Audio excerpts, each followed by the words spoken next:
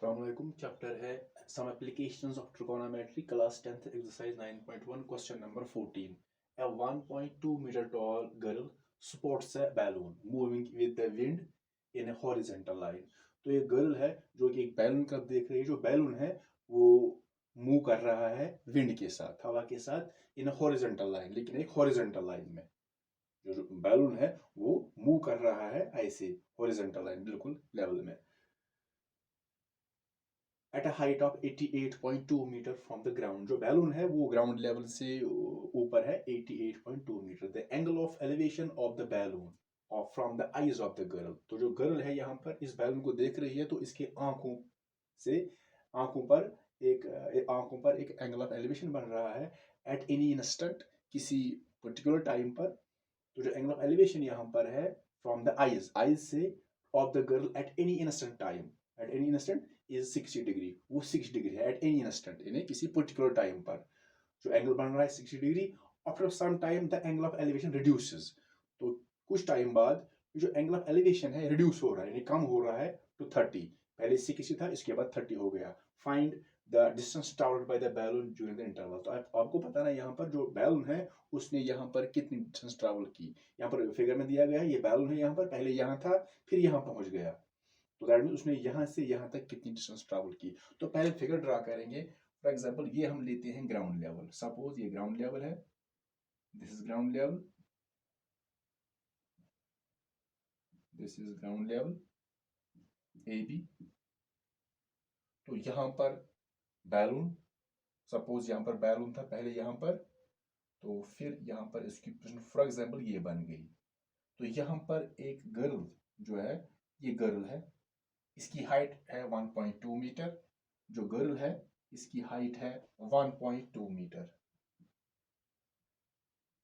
1.2 metre. A B C लेते हैं यहाँ पर सी. तो बैलून जैसे यहाँ पर एक, यहाँ पर एक. तो यहाँ पर ये बैलून की तरफ देख रही है, तो यहाँ पर बन रहा है एंगल ऑफ एलिवेशन. लेकिन यहाँ पर हम पहले डालेंगे हॉरिजॉन्टल लाइन. तो हम यहाँ पर लाइन डालेंगे हॉरिजॉन्टल लाइन जो पैरेलल होगी ग्राउंड लेवल की. तो ये जो एंगल यहाँ पर बन रहा है, पहले बन रहा है 60 डिग्री एंगल. ये 60, पहले 60.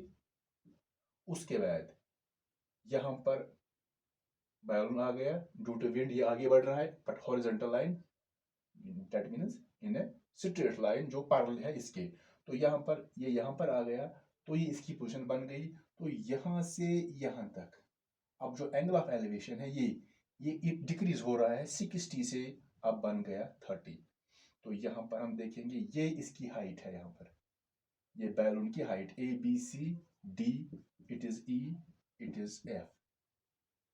तो यहाँ पर ये जो बी है it is height of balloon. तो यहाँ पर जो ये है, यहाँ पर it is 88.2 metre is the height of the balloon. तो यहाँ पर हम बी को लिखेंगे, ये है हाइट ऑफ द बैलून. अब यहाँ पर जो गर्ल की हाइट है वो है इट इज 1.2 मीटर. जो गर्ल की हाइट है इट इज 1.2 मीटर. तो यहाँ पर जो बी डी होगा, बी से डी तक, तो ये भी यहाँ से यहाँ तक होगा 1.2 मीटर ही, 1.2 मीटर यहाँ से यहाँ, क्योंकि रेक्टेंगल बनेगा तो बराबर होंगे. तो जितना ए बी होगा इतना सी डी होगा, और जितना ए सी उतना बी डी होगा. तो यहाँ पर हम इसको ये जो मूव कर रहे हैं इन हॉरिजॉन्टल लाइन, ऐसे हॉरिजॉन्टल लाइन. तो यहाँ पर हमें बताना है कि जो बैलून है उसने कितना ट्रैवल किया. तो पहले उसकी पोजीशन ये थी एफ, फिर पहुंच गया ई तक. तो हम यहाँ पर एक परपेंडिकुलर डालेंगे ऐसे बिल्कुल ग्राउंड लेवल तक.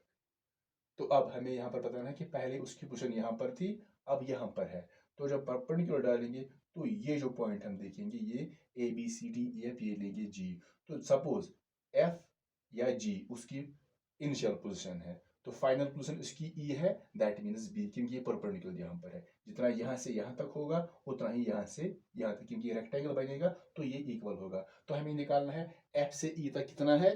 तो नीचे देखेंगे जी से बी तक कितना है. तो यहाँ पर हम सपोज करेंगे ए से जी तक कितना है, हम रखेंगे x मीटर, A से G तक यहाँ पर रखेंगे हम x मीटर, ऐसे x मीटर, और ये रखेंगे हम यहाँ पर y मीटर।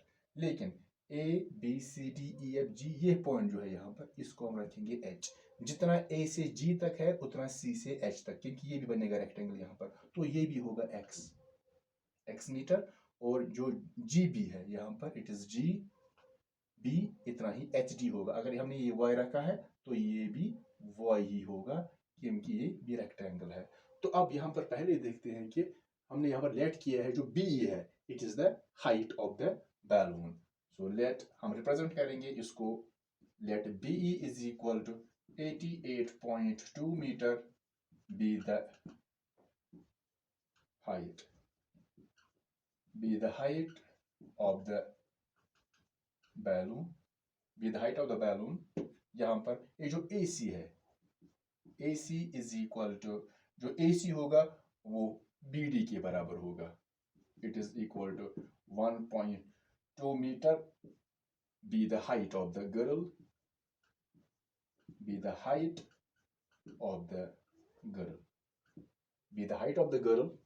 और उसके बाद जो एंगल ऑफ एलिवेशन बन रहे हैं, पहला 60, द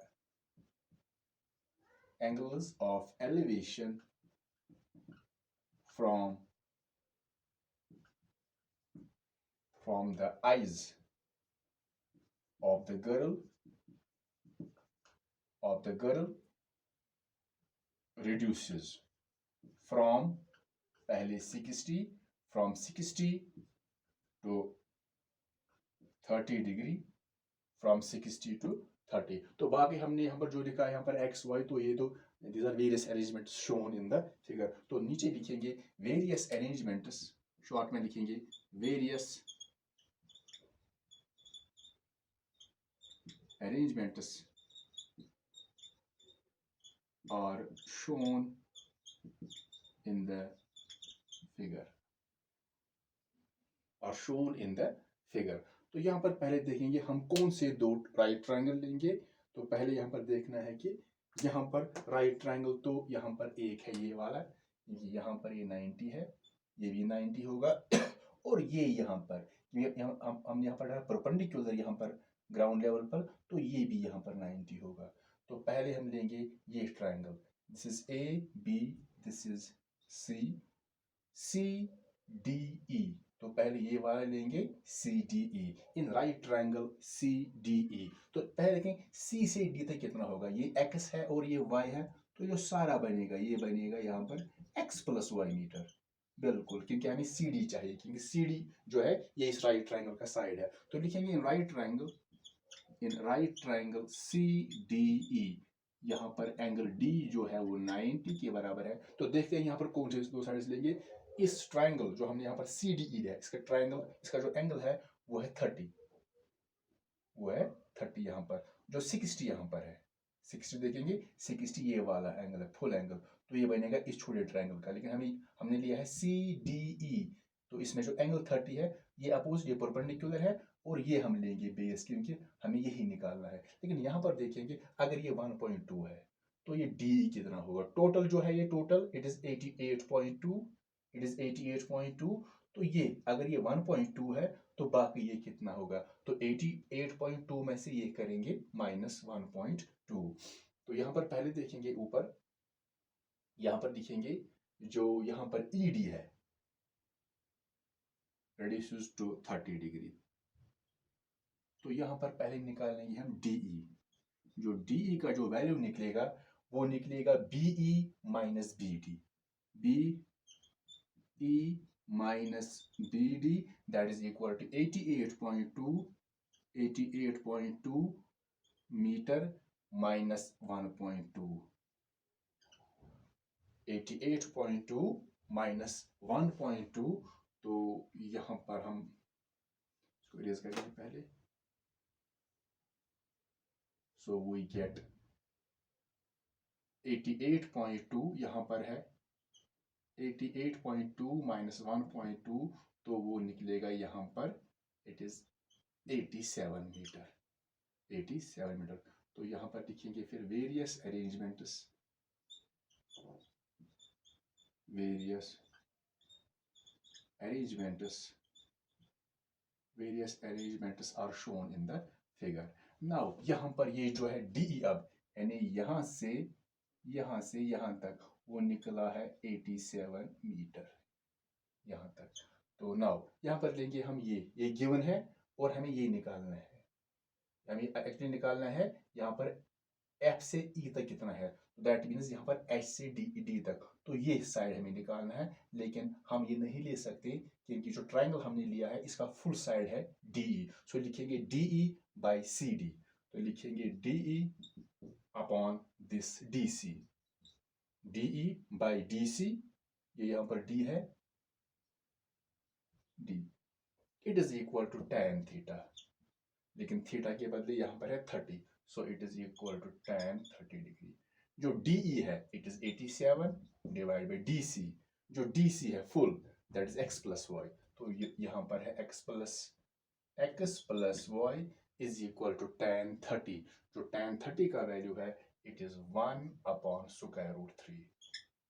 अब क्रॉस मल्टीपल करेंगे x plus y into 1 that is x plus y is equal to 87 into root 3 that is 87 root 3। तो ये बनेगा फर्स्ट को फर्स्ट रखते हैं। अब यहाँ पर देखते हैं कि यहाँ पर कौन सा एक और राइट ट्रायंगल है, तो वो है यहाँ पर ये वाला CHF, यहाँ पर ये F है CHF, ये राइट ट्रायंगल यहाँ पर है CHF। तो बाकी तो ट्रायंगल्स यहाँ पर है लेकिन वो राइट ट्रायंगल नहीं है। तो in CHF, in right triangle CHF, now in right triangle CHF, comma यहाँ पर ये H पर 90 है, angle H it is equal to 90। तो यहाँ पर हम ये तो डिग्री यहाँ पर ये 60 ये एंगल, ये वाला एंगल फुल एंगल 60, तो ये है परपेंडिकुलर, ये बनेगा base. So FH by CH, तो लिखेंगे FH upon CH it is also it equal to tan theta, लेकिन थीटा यहाँ पर है 60। ऐसे यहाँ पर FH देखेंगे, FH कितना होगा, FH it is equal to ED, क्योंकि ये भी रेक्टेंगल बनेगा।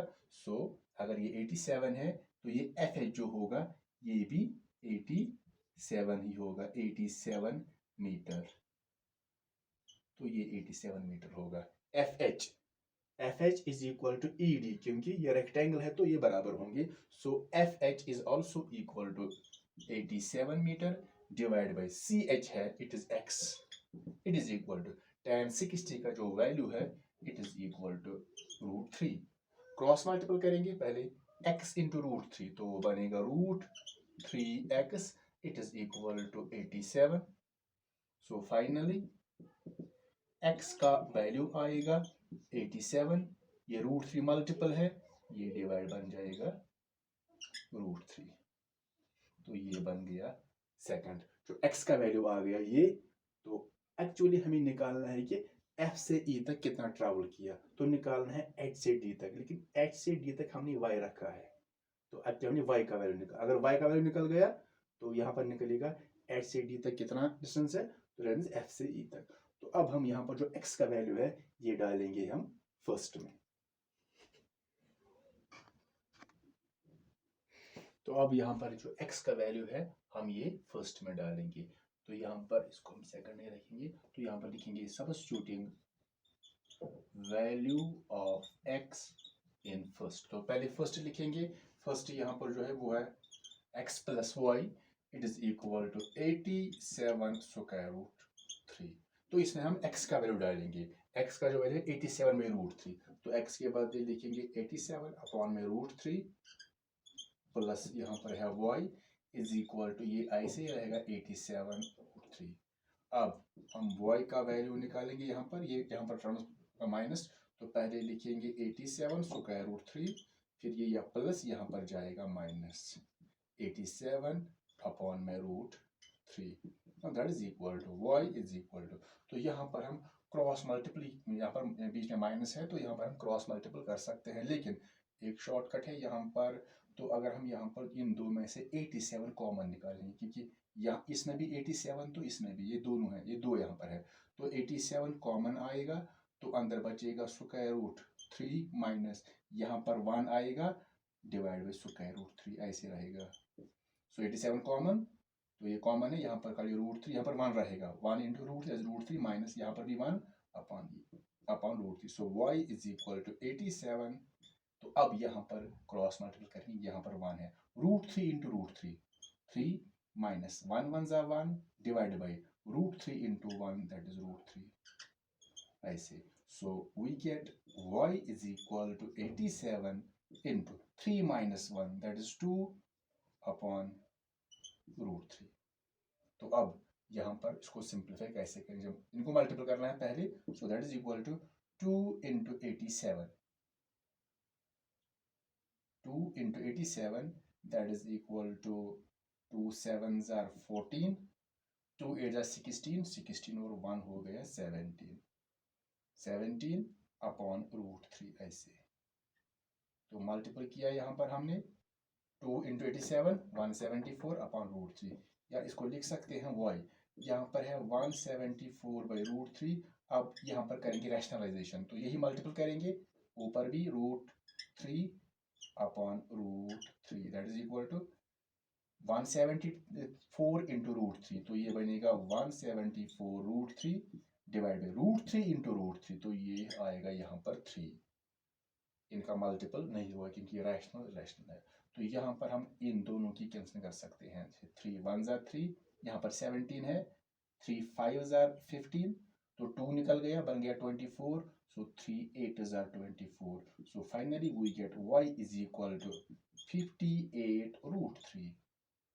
यहाँ पर 1 है, दैट मीन्स 58 √3। तो ये भी हम ऐसे रख सकते हैं, ये इसका एक्यूरेट वैल्यू बन जाएगा, या अगर इसका वैल्यू डालेंगे तो ये बनेगा y is equal to 58 into √3 का वैल्यू 1.7732, लेकिन ये इसका यहाँ पर जो 1.732 इसका ये अप्रोक्सीमेट वैल्यू है। जब मल्टीपल करेंगे 58 इंटू 1.732 तो वो बनेगा 100.256 मीटर, ये मीटर में है, दैट मीन्स जो y है इट इज 100.256 मीटर।